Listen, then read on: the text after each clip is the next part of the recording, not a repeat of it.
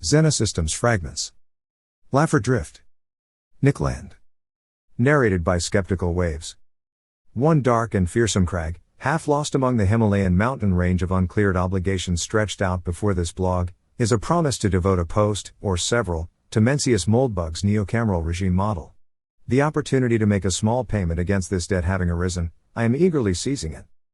A relatively marginal but consistent feature in Moldbug's model is the tendency of neocameral tax rates to approximate to the Laffer maximum. Since Moldbug aims to rationalize the theory of government, under the presumption of its ineliminably self-interested nature, this suggestion scarcely requires an argument, and in fact does not receive one.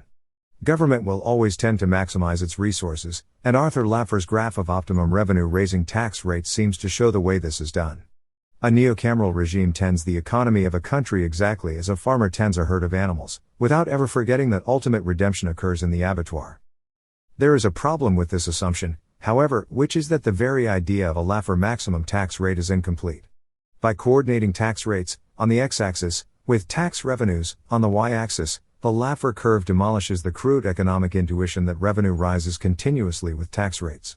Through the a priori postulate that a 100% tax rate yields zero revenue, Laffer demonstrates that revenue maximization has to be located somewhere in the central region of the curve. Its exact location, as determined by the shape of the curve, is dependent upon empirical factors, such as incentive effects, and cannot be deduced by pure theory. Missing from the Laffer curve is time, and thus dynamic revenue projection.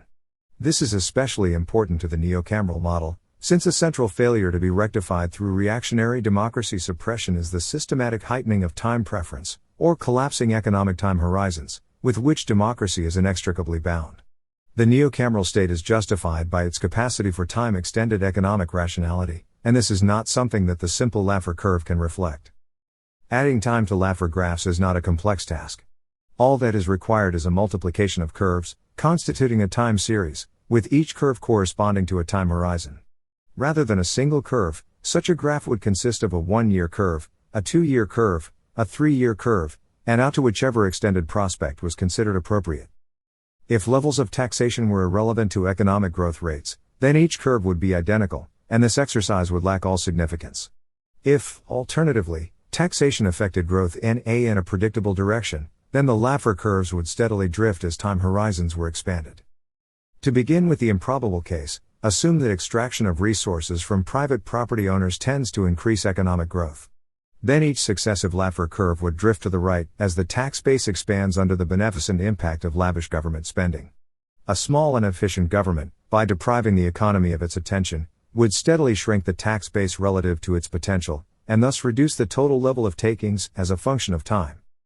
If, far more plausibly, taxation suppresses growth, then each successive curve will drift to the left.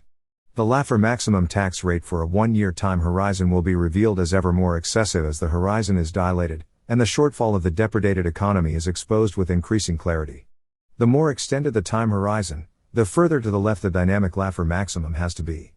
As economic farsightedness stretches out into the distance, an authoritarian realist regime converges with anarcho-capitalism, since growth maximization increasingly dominates its revenue projections.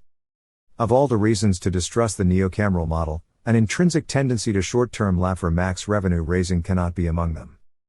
Apologies for the link famine. Trawling the Moldbug archive through the GFC is a nightmare undertaking, and it's 3:30 in the morning. I'll try to punch some in over the next few days.